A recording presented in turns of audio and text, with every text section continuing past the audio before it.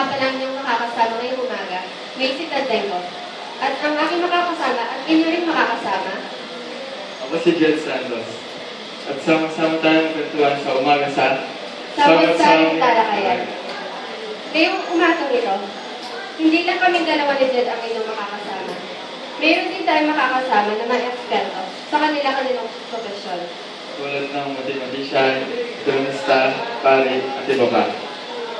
At makakapanayan natin sila at kung paano nga ba sila nakakatulong sa ating bansa. Hindi ba, Jed? Tama. Kaya tawagin natin ang unang makasama natin. Isang istorya na si Aya Makam.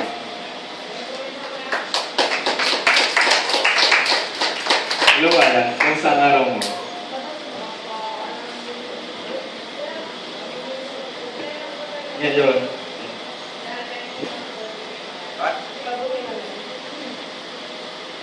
Ngayon, para sa aming unang katanungan para sa iyo, ano ang isang istorya at anong importansya nito sa bansa?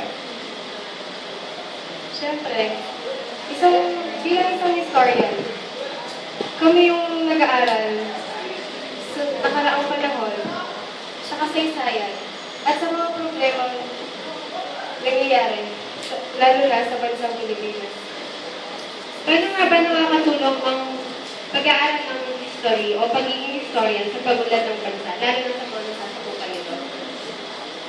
Ang pinakamahalaga ng pagkakaroon ng kalaman sa kasaysayan ng isang bansa ay yung hindi tayo nagmumukhang manghang sa ating sariling lupa. At higit sa lahat, nalalaman natin yung kung bakit ganito yung nangyayari sa ating bansa ngayon. Maraming salamat sa iyong kasagutan at paglilinaw, Ms. Aya. Matapos itong istorya, isang sosyologo naman ang ating makakapanayan. Isang sosyologo na si Miss Amber Darling. Hello, Amber. Kumusta na? Ayos ka lang. Handa ka na ba sa iyong katanungan? Ano ang ginagawa ng isang katulad mo ng isang sosyologo? Bilang isang sosyologo, ako ang nag-aaral ng mga pinagmulan, pagbabago, mga organisasyon at mga algorithm. Anong kahalagahan ng isang pagiging sosyologo? Ang kahalagahan ng isang sosyologo ay bilang ang kami nag-aaral ng mga pagbabago, ng mga pinagmulan, kami yung nagpapaalam sa mga tao ng mga dapat nilang malaman tungkol sa atin.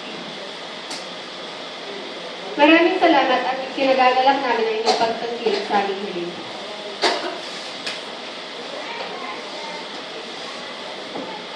Nakakadalawa na tayong puro mga profesional.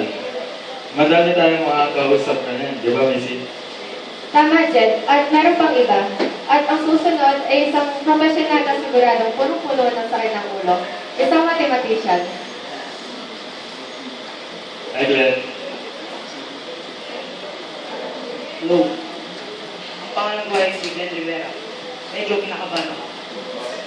Kailan ko ba ka? Oo.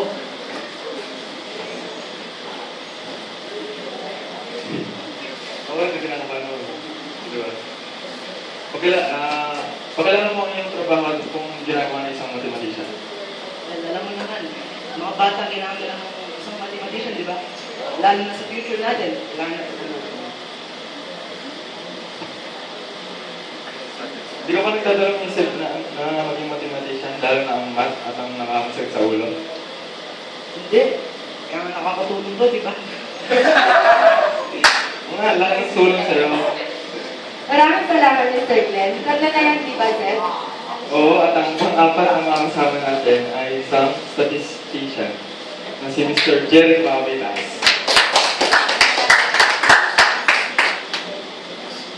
Makabilas. So akong statistician. Ano po bang ginagawa ng isang statistician? Nagko-compute ng mga products, supplies. Para sa kaalaman ng lahat, ano nga bang may iambag ng isang statistician sa pag-unlad nito at sa ekonomiya nila? yung ano, yung conflict ng mga supplies, tapos population.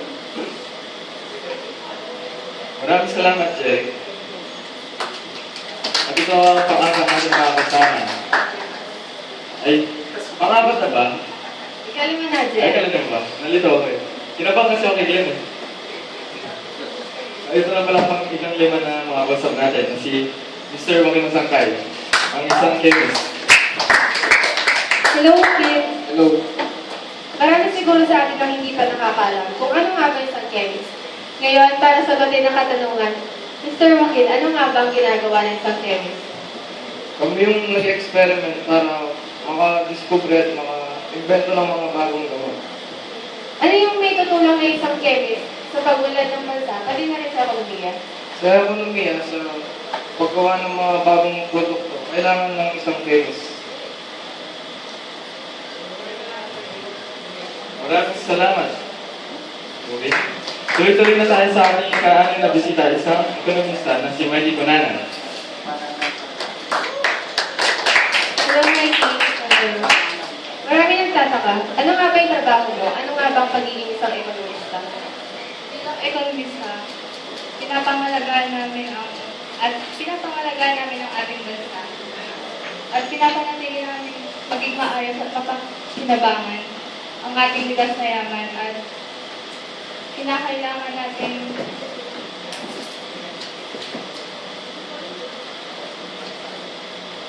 siguraduhin natin walang makakasira sa ating likas na yaman para sa ating pinuhunan pang-araw-araw. Bakit kailangan ng isang ekonomista sa bansa? At ano ang kaibahan kung wala ang mga ekonomista sa bansa?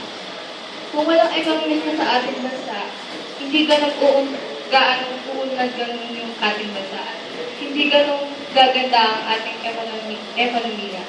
Ano nga ba yung hinanag mo at goal mo kung bakit pinili mo ang profesyon na ito?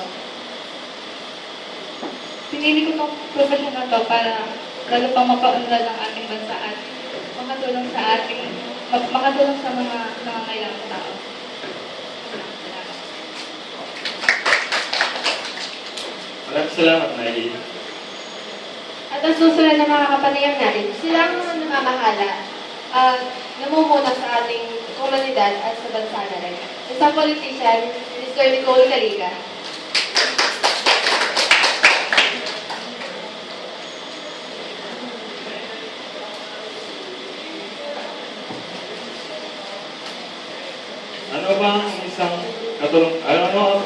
Ano ba ang katungkulan ng isang politician? Bilang isang politician, nagsisilbi ako bilang chief executive ng isang probinsya. Tapos sa isang probinsyang yun, kailangan ako yung pangunahing tagapangasiwa ng mga proyekto at mga programa. Tapos, kailangan ko rin siguraduhin na nangyahati ng tama yung pangunahing serbisyo ng gobyerno. Tulad ng serbisyong pangkalusugan, pangkalikasan, agricultural, saka yung mga turismo. Alam naman natin na madami ka nang nagawa para sa komunidad. Pero ano ba nga bang gusto mo ipatupad para sa patuloy na pag-unlad ng bansa dahil sa tamang tingin nito? Para sa akin, kulang tayo sa proper management. So, mismanagement yung ating ekonomiya at walang continuation of policy. Tapos, pabago-bago rin yung ating objectives. Tapos, pabago-bago yung presidente, yung mga priorities sa mga projects. Yun lang. Maraming salamat. Pinatunayan mo ang kagalang ka ni Paul. Narinig mo na ba yung pangalan ng Reverend Sean John Biahes? Di ba siya yung kailangan pari sa Magsol? Siya nga, at ikinagagalak natin na andito siya para sa panayam na ito. Hello. Kaya umaga mo sa inyo. Hello, umaga. Ano ang ginagawa ng isang pari at ang katungkulan nito sa bansa? Ang isang pare ay siya yung nagbibigay ng panampalataya sa mga tao sa bansa. At dahil pinagniwalaan ng Diyos, dahil sa Kanya, kaya nandito tayo. Kung wala ang Diyos, wala tayo. Kaya yun. tingin niyo po ba, bilang isang pare, kailangan bang makialam o manghimasok ng simbahan sa pamamahala at pamamalakad ng gobyerno at sa ekonomiya? Para sa akin, hindi. That's Article 2, Section 6 of the 37 Constitution of the Philippines. Ang simbahan ay dapat hindi mag-usama sa gobyerno. Dahil ang tanging konklusyon lang natin ay magbigay ng mensahe ng Diyos sa mga tao at hindi kami ang magsasabi kung ano dapat gawin at hindi dapat gawin ng mga tao. Maraming salamat. At para sa aming mga kapatid, ito po si Jessian, isang biologist.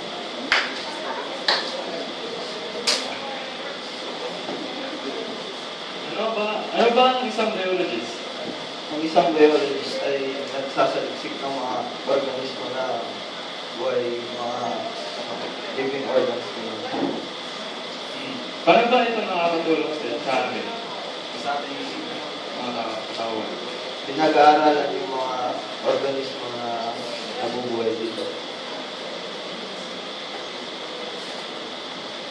Maraming salamat. At bago natin tapusin itong talakayan na ito, meron tayong katanungan para sa ating mga eksperto. Ano nga bang masasabi nyo sa ekonomiya at sa pag-aaral nito?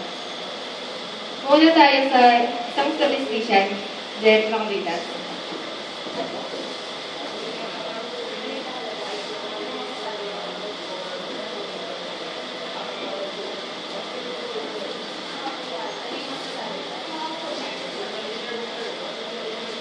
Yung ekonomiya, yun yung nagpapangalad ng bansa natin. Maraming salamat. Ngayon naman, sa isang politician, Mr. Nicole Carica. Ang masasabi ko naman eh, maunlad tayo kasi hindi ba ganun kaunlad. Kaya, kapit busy tayo pa kasi mahaba pa yung paglalakbay tungo sa pag-aaral.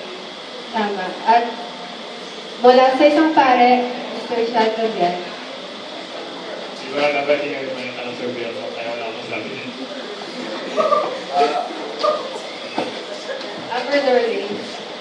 Para sa akin, kailangan natin tulong-tulong para mapagawin yung mga kanila. Isang kilalang historian, Aya Macau.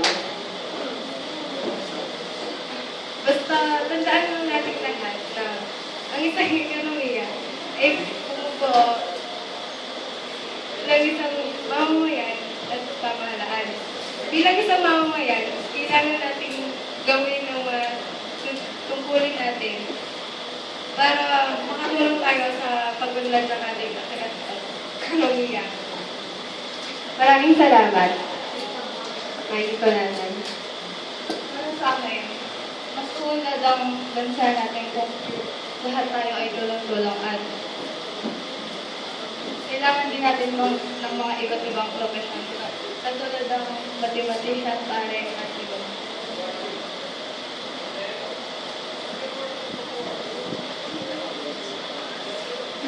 Para sa akin, para tulungan yung biologist na makasaliksik ng bagong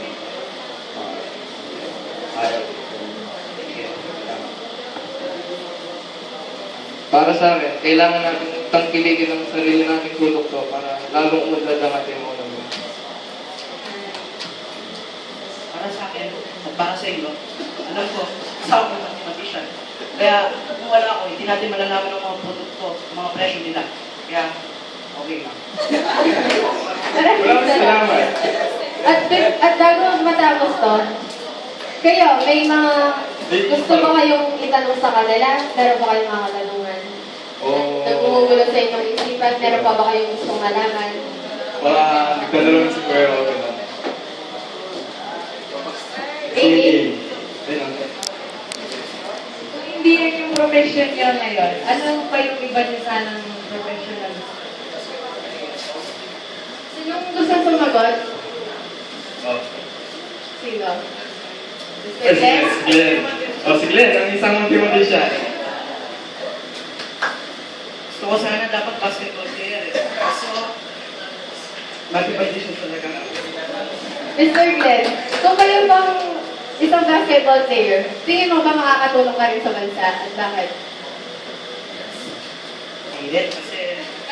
Ay, hindi, pwede rin. Kasi tulad ng Gilas Pilipinas, pinagmamalaki natin ang pagiging Pinay natin. Good naman. Sino pa ba ang may katanungan? Mr. RJ? Bilang isang chemist, ano pa ba ang gusto mong i-discover para umundan ng ating bansa? Gusto ko makadiscover ng mga bagong gamot at ibenta ito ng mura sa ating mga mamamayan para makatulong sa kanila. Salamat! Okay. At kayo ang gusto mo, RJ? Wala na ba? Wala na ba? Wala na. Wala na ba? Ikaw? Di na? At sana may ngayon rin nakatulad sa kanila. Ayun. Sana madami kayong natutunan sa ating pakikipanayam sa kanila. Maraming salamat din sa ating nakasama. At yun, ako si Vincent Santeco. Ako nga si Jen Santos. At ito ang Sama-Saring Talakayan.